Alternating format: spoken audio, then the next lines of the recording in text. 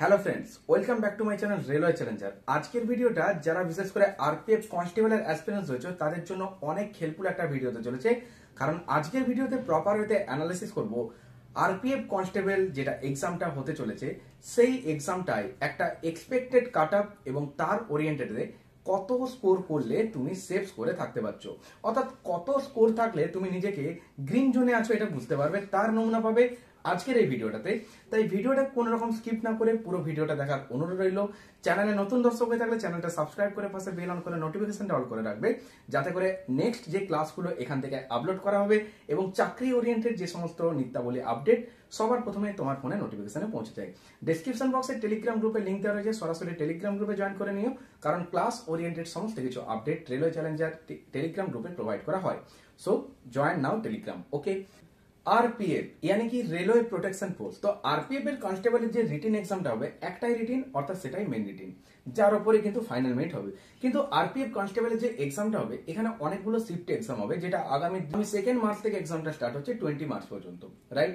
এক্সামের ঠিক 4 দিন আগে তোমরা অ্যাডমিট কার্ড পেয়ে যাচ্ছ। তো তোমরা সরাসরি অ্যাডমিট কার্ডের ওরিয়েন্টেড সমস্ত আপডেট এখান থেকে পাবে। তুমি যদি আজকে চ্যানেলে ফার্স্ট টাইম ভিজিট করছো, সাবস্ক্রাইব করে বেলটা অন করে নোটিফিকেশন অন করে রাখবে, যাতে করে সমস্ত কিছু আপডেট তুমি এখান থেকে পেয়ে যাও। আর টেলিগ্রামে জয়েন থাকলে ক্লাস ওরিয়েন্টেড সমস্ত কিছু আপডেট টেলিগ্রামে প্রোভাইড করা হয়। দেখো, আরপিএফ কনস্টেবলের যেটা রিটেন এক্সামটা হবে সেখানে ম্যাথে থাকবে তোমার 35 কোশ্চেন্স, রিজনিং এ থাকবে 35 কোশ্চেন্স, আর জিকে জিএস যে সেক্টরটা সেখানে থাকছে তোমার 50 কোশ্চেন্স। তাহলে টোটাল কত, যেটা হচ্ছে 120।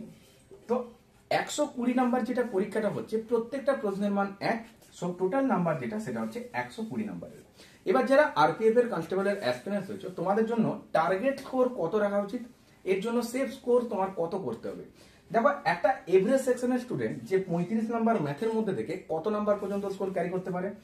সেন্ট্রালের যে এক্সামটা, যেটা রেল ওরিয়েন্টেড যে এক্সামগুলো হয়, সেখানে ম্যাথের কোশ্চেন যে খুব মডারেট রাখা হয় এমনটা না, কিন্তু আরপিএফ কনস্টেবলের বিগত বছরের যদি তুমি কোশ্চেন্স গুলো দেখো, প্রিভিয়াস ইয়ার কোশ্চেন্স, তুমি একটা আনুমানিক আন্দাজ করতে পারবে যে সেখানে ম্যাথসের লেভেল কেমন থাকে। আউট অফ 35 ঠিকঠাক যদি প্রপার ওয়েতে অ্যারিথমেটিক সেকশন এবং আদার্স যে সমস্ত চ্যাপ্টার গুলো রয়েছে ম্যাথসে তুমি যদি প্রপার ওয়েতে কমপ্লিট করো, তুমি কিন্তু আউট অফ 35 তুমি কিন্তু এখানে 27 প্লাস স্কোর ক্যারি করতে পারবে। কিন্তু এটা কখন পসিবল, যদি তুমি প্রপার ওয়েতে প্রত্যেকটা চ্যাপ্টারকে ঠিকভাবে কমপ্লিট করো, তাহলে কিন্তু তুমি 27 প্লাস স্কোর ক্যারি করতে পারবে। রিজনিং এর যে 35 মার্কসটা রয়েছে এখানে একটা ভালো স্কোর ক্যারি করা যায়, কিন্তু মনে রাখবে রেল ওরিয়েন্টেড যে সমস্ত এক্সাম গুলো হয়, সেটা হতে পারে আরপিএফ, হতে পারে এনটিপিসি, গ্রুপ ডি, এক্ষেত্রে মনে রাখবে এরা কিন্তু স্টেটমেন্ট অ্যাজাম্পশন, স্টেটমেন্ট কনক্লুশন, এই ওরিয়েন্টেড কোশ্চেন্স গুলো কিন্তু পরীক্ষাতে বেশ বেশি করে রাখা হয়।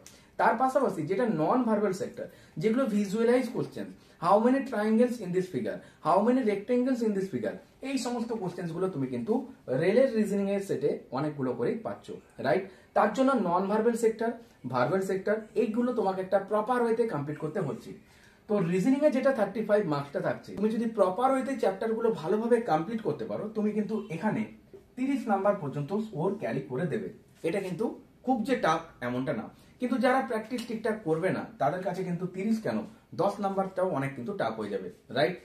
জিকে জিএস সেক্টরটা হচ্ছে একটা লার্জ সেক্টর, কারণ এখানে হিস্ট্রি, জিওগ্রাফি, ইকোনমিক্স, কন্টিনেশন, এছাড়া ফিজিক্স, কেমিস্ট্রি, বায়োলজি, তার সাথে সাথে current affairs, static GK, environment science, computer, all over including in this GK GS. বলবে হ্যাঁ, তাহলে এই যে 50 নাম্বার যেটা তোমার জিকে জিএস এ রয়েছে, যারা প্রপার ওয়েতে ডেসক্রিপটিভ ওয়াইজ পড়ছো, তার ওরিয়েন্টেড টেস্ট দিচ্ছ, তারা কিন্তু আউট অফ 50 এখানে কিন্তু 30টা নাম্বার স্কোর ক্যারি করতে পারবে।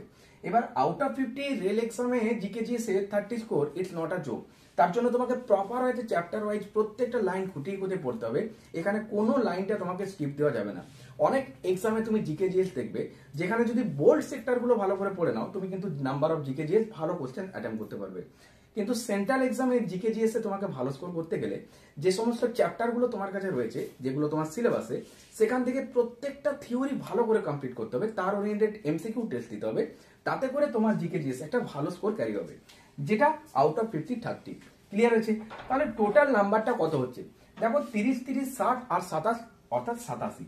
এবার এই যে 87 নাম্বারটা আসছে, এটা কি নাম্বার বলতো, এটা তোমার যে রিটেনটা সেটার একটা নেট স্কোর আসছে 87 আউট অফ 120।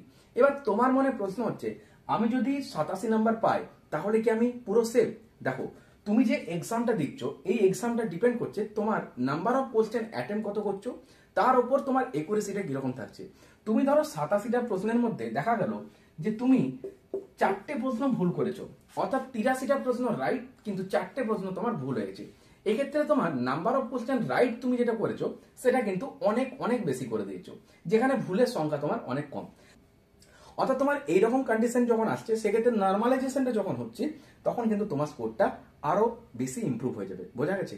কিন্তু যারা দেখা গেল যে 100টা প্রশ্ন অ্যাটেম্প করেছে, যে সমস্ত স্টুডেন্ট, ধরো কোন একটা স্টুডেন্ট 100টা কোশ্চেন অ্যাটেম্প করেছে, যেখানে তার 20টা প্রশ্ন ভুল হয়ে গেছে, 80টা কিন্তু ঠিক হয়েছে, সেক্ষেত্রে মনে রাখবে যে এর স্কোর কিন্তু ডাউন হবে। অর্থাৎ এটাকেই বলা হচ্ছে তোমার নর্মালাইজেশন। এখান থেকে যার একুরেসিটা ভালো থাকবে তার নাম্বারটা কিন্তু আরো ইমপ্রুভ হবে। তাহলে তোমার যেটা এক্সামটা হবে সেখানে তোমাকে একুরেসিটা মাস্ট, এটা কিন্তু মনে রাখতে হচ্ছে। ক্লিয়ার হয়েছে? দেখো আরপিএফ এর কনস্টেবল যে এক্সামটা, এখানে যে ফিজিক্যাল, যেটা PMT PET, physical measurement test and physical efficiency test, এখানে 1600 মিটার যে রানিংটা 5 মিনিট 45 সেকেন্ডে তোমাকে কভার আপ দিতে হচ্ছে। দেখা গিয়েছে 100টা স্টুডেন্টকে যদি ওরা ট্র্যাকে ছাড়ে সেখানে মাত্র 5 জন পাস করছে, অর্থাৎ রেশিওতে আসলে 20:1। এবার এটা মানে কি বলতো, স্টুডেন্টকে যদি একসাথে ট্র্যাকে ছাড়া হয় সেক্ষেত্রে কিন্তু একটা স্টুডেন্ট কিন্তু রানিংটা কোয়ালিফাই করছে, বোঝা গেছে। শুধু রানিং কোয়ালিফাইং করলেই কিন্তু পিএমটি পিইটি ক্লিয়ার না, এখানে রয়েছে high jump, long jump, proper athletics এর মার্ক, বোঝা গেছে। মেল ক্যান্ডিডেটের ক্ষেত্রে আরপিএফ কনস্টেবলে 4 ফিট হাই জাম্প রয়েছে এবং 14 ফুট লং জাম্প রয়েছে। দেখা গেল কেউ রানিং ক্লিয়ার করেছে, হাই জাম্প ক্লিয়ার করেছে, কিন্তু লং জাম্প পারলো না। কেউ হয়তো লং জাম্প বা রানিং ক্লিয়ার করেছে, হাই জাম্প পারলো না। কেউ হয়তো রানিংটাই ক্লিয়ার করতে পারলো না। ফিজিক্যালটা একটা টাফ রয়েছে, কিন্তু যারা ঠিকঠাক প্র্যাকটিস করবে তারা ফিজিক্যাল কিন্তু ইজি ক্লিয়ার করবে, বোঝা গেছে। তার জন্য এখানে যে কাট আপ, তার জন্য কিন্তু খুব চেয়ে বেশি যাবে এমনটা না। কারণ কি? কারণ এখানে যারা স্টুডেন্টরা পাস করবে তাদেরকে গ্রাউন্ডে আসতে হবে। এবার দেখা গেল ওরা যদি কাট অফ এখানে অনেক বেশি দেয় তাহলে তারাই পাস করবে যারা কিন্তু পড়াশোনাতে খুব ভালো। কিন্তু এখানে দরকার এভারেজ সেকশনের স্টুডেন্ট যারা পড়াশোনাতেও ভালো এবং গ্রাউন্ডেও পারদর্শী, তবে গিয়ে কিন্তু আরপিএফ এ তার সিলেকশন আসছে, বোঝা গেছে। তো তোমাকে রিটেন এক্সামটা কোয়ালিফাই ভালোভাবে করতে হচ্ছে, তবে তুমি আসতে পারছো পিএমটি এবং পিইটি।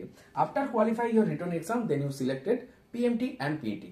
এবার তুমি যখন পিএমটি পিইটি কমপ্লিট করে দিচ্ছ আর তোমার কিন্তু কিছু নেই। এবার আরপিএফ থেকে তোমাকে যেটা করানো হবে সেটা হচ্ছে মেডিকেল অ্যান্ড তারপর হচ্ছে যেটা document verification. Document verification, medical, এই যে স্টেপগুলো রয়েছে এটা হলে কিন্তু তোমার সিলেকশন। তো এখানে যে রিটিনটা, এই রিটিনটা কিন্তু ভিভিআই, কারণ সেন্ট্রালে যে সমস্ত পরীক্ষাগুলো হয় সেখানে যেটা একটা রিটিন হয়, বুঝতেই পারছো, সেই রিটিনটাই মেন রিটিন, অর্থাৎ সেখানে নাম্বারটা কিন্তু ফাইনাল মেরিট হচ্ছে, বোঝা গিয়েছে। এবার অনেক স্টুডেন্ট কিন্তু হয় যারা রিটিন কোয়ালিফাই করে, গ্রাউন্ড কোয়ালিফাই করে, কিন্তু ফাইনাল মেরিটে কিন্তু তারা সিলেকশন হচ্ছে না। ফাইনাল মেরিটে কেউ যে অনেক নাম্বারের জন্য বাদ যায় এমনটা না, হয়তো 0.25, 0.75 একটা নাম্বার, এরকম নাম্বারের জন্য ফাইনাল মেরিট থেকে কিন্তু বাদ হয়ে যাচ্ছে। এটা কেন হচ্ছে? কারণ রিটেন এক্সামটা সে হয়তো একদম যেরকম কাট অফ সেই ওরিয়েন্টেডে সে ক্লিয়ার করছে। সাপোজ ধরে নাও যে 120 মধ্যে কাট অফ দিল 85, আর কোন একটা স্টুডেন্ট পেয়েছে 85.5 বা 86 বা 85, তাহলে সেও গ্রাউন্ডে আসছে।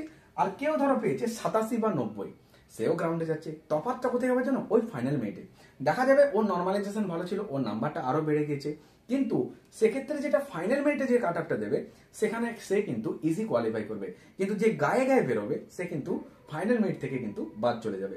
তার জন্য চেষ্টা করবে যেটা তোমার হাতে রিটেন এক্সামটা সেটাকে ভালোভাবে কমপ্লিট করো, ম্যাথ রিজনিং এর নাম্বারটাকে ভালোভাবে টার্গেট করো।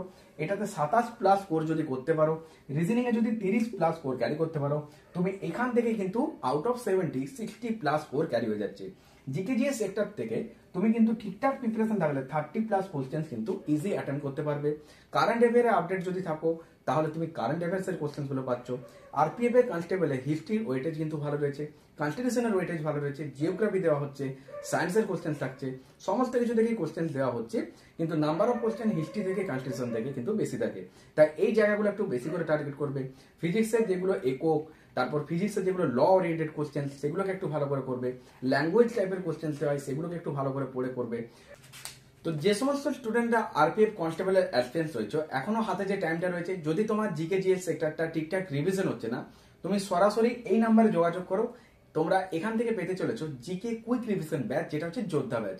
যোদ্ধা ব্যাচটা হচ্ছে প্রপার হয়তো একটা link up oriented GK class, যেখানে তোমার ওভারঅল জিকে জিএস সেক্টরটা থেকে যেগুলো এক্সাম ওরিয়েন্টেড কোশ্চেন্স, অর্থাৎ যে কোশ্চেন্স গুলো পরীক্ষাতে বারবার আসছে সেই সমস্ত কোশ্চেন্স গুলোকে প্রপার হতে লিঙ্ক আপ করিয়ে কিন্তু ক্লাসটা কমপ্লিট করা হচ্ছে। অনেকে হয়তো ভাবছো যে আমি যদি এখন যোদ্ধা ব্যাচটা নিই তাহলে কি আমি পরীক্ষার আগে কমপ্লিট করতে পারবো? তুমি পরীক্ষার আগে কমপ্লিট না, শুধু তুমি কিন্তু মন করলে এটাকে 2 থেকে 4 বার পর্যন্ত রিভিশন পর্যন্ত করতে পারবে। কেন জানো? কারণ এখানে হিস্ট্রি, জিওগ্রাফি, ইকোনমিক্স, কনস্টিটিউশন বা সায়েন্সের ক্লাস যেগুলো হচ্ছে প্রপার ওয়েতে কিন্তু লিঙ্ক আপ ওরিয়েন্টেড করে ক্লাসটা করানো হচ্ছে। অর্থাৎ একটা কোশ্চেন থেকে অ্যানাদার এক্সাম ওরিয়েন্টেড কোশ্চেন্স গুলোকে প্রপার ওয়েতে লিঙ্ক আপ করানোর নমুনা পাবে এই যোদ্ধা ব্যাচে। তো অনেক আরপিএফ এর অ্যাসপিরিয়েন্স তারা কিন্তু এই ব্যাচে রয়েছে, তাছাড়া যারা পুলিশ অ্যাসপিরিয়েন্স তারাও কিন্তু এখানে রয়েছে। তো নাম্বার অফ স্টুডেন্ট কিন্তু যোদ্ধা ব্যাচে অনেকেই রয়েছে। তো তোমাদেরকে বলবো যারা জিকেটাকে কুইক রিভিশন করতে চাইছো, অনেকেই রয়েছে যারা জিকে জিএস সেক্টরটা পড়েছে কিন্তু তারা মক টেস্টে ভালো স্কোর ক্যারি করতে পারছো না, বা হয়তো তুমি জিকে জিএস সেক্টরটা ভুলে যাচ্ছ। এটা কেন হয়? কারণ তুমি নতুন পড়াটা পড়ে পড়ে যাচ্ছ কিন্তু প্রিভিয়াস পড়াটাকে একটা রিভিশন স্কেলে আনতে পারছো না। এবার তুমি যখন প্রিভিয়াস পড়াতে আসছো দেখা যাচ্ছে সেটা তোমার কাছে আবার নতুন মনে হচ্ছে। এটা কেন হয়? কারণ তুমি লিঙ্ক আপ করতে পারছো না। তো প্রপার হতে লিঙ্ক আপ করিয়ে জিকে ক্লাস যেটা আমাদের কুইক রিভিশন যোদ্ধা ব্যাচ, তুমি সেখানে সরাসরি জয়েন করে নিও। 7 থেকে 10 দিনের মধ্যে তুমি প্রপার হতে যদি বাড়িতে ক্লাসগুলো করো, তাছাড়া লাইভ সেশনে রিসেন্ট যে ক্লাসগুলো রয়েছে সেগুলো তুমি যখন অ্যাটেন্ড করবে, প্রপার হতে তোমার একটা জিকেটা কুইক রিভিশন হয়ে যাবে, র্যান্ডম রিভিশন হবে। তুমি কিন্তু খুব ভালো স্কোর ক্যারি করতে পারবে এই জিকে স্কোর থেকে, এই জিকে জিএস থেকে। তার জন্য তোমাকে জয়েন করতে হবে জিকে যোদ্ধা ব্যাচ। মাত্র একবার পে করতে হবে তোমাকে 200 টাকা। জাস্ট একবার পে করবে 200 টাকা, তোমার GK GS overall all quick revision হয়ে যাবে এই যোদ্ধা ব্যাচে। তো সরাসরি যোদ্ধা ব্যাচে জয়েন করো।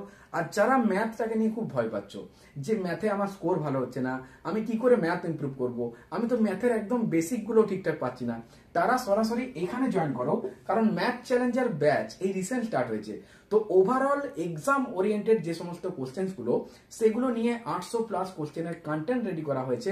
তো প্রপার ওয়েতে এখানে আমরা ডিটেলস অ্যানালাইসিস করছি এবং এক্সামের অ্যাপ্রোচ কি হওয়া উচিত তার নমুনা পাবে ম্যাথ চ্যালেঞ্জার ব্যাচে। কোনো একটা অঙ্ক তোমার পাশে কোনো একটা স্টুডেন্ট সে 3 মিনিট ধরে অঙ্কটা সলিউশন করবে, তার মধ্যে সে চিন্তিত হয়ে যাবে যেটা আদৌ ঠিক হলো কি ভুল হলো। কিন্তু তুমি সেটাকে যদি ভিজুয়ালাইজ করে আনসার করতে পারো, ইউনিট ডিজিট ধরে আনসারটা হিট করতে পারো, ফার বেটার ফর ইউ। তো এই সমস্ত নমুনা পাবে ম্যাথ চ্যালেঞ্জার ব্যাচে। কেউ একটা অঙ্ক নিয়ে এক্সাম হলে ক্যালকুলেশন নিয়ে পুরো প্রপার হইতে ক্যালকুলেশন করছে, অঙ্ক জানে বলে অঙ্ক করছে ওখানে। আর তুমি যদি সেটাকে ইউনিক ভাবে অঙ্কটা অ্যাপ্রোচ দাও, এক্সাম হলের কি অ্যাপ্রোচ হবে সেই অ্যাপ্রোচ যদি তুমি এক্সামে দিতে পারো, তোমার টাইমও সেভ হবে আর তুমি ম্যাথে খুব ভালো স্কোর ক্যারি করতে পারবে। তার জন্য তোমাকে আসতে হবে ম্যাথ চ্যালেঞ্জার ব্যাচে। তো জাস্ট 4টে ক্লাস হয়েছে, একটা ইন্ট্রোডাকশন ক্লাস হয়েছে। তো সরাসরি ম্যাথ চ্যালেঞ্জার ব্যাচে জয়েন করে নিও। আফটার অল 2 মাসের মধ্যে তোমার কিন্তু ম্যাথে একটা ভালো স্কোর, ম্যাথে কিন্তু তুমি অনেক ইমপ্রুভ হয়ে যাবে এবং আপকামিং যে সমস্ত কম্পিটিটিভ এক্সামগুলো দেবে সেখানে কিন্তু ম্যাথে তুমি কিন্তু একটা ফুল স্কোর পর্যন্ত ক্যারি করতে পারবে। এটা তোমার মধ্যে সেই বিশ্বাসটা আসবে উইথ একুরেসি। তো তার জন্য আসতে হবে তোমাকে ম্যাথ চ্যালেঞ্জার ব্যাচে। আর যারা জিকে জিএস থেকে র্যান্ডম একটা কুইক রিভিশন চাইছো, সরাসরি জয়েন করো জিকে কুইক রিভিশন ব্যাচ, যেটা যোদ্ধা ব্যাচ।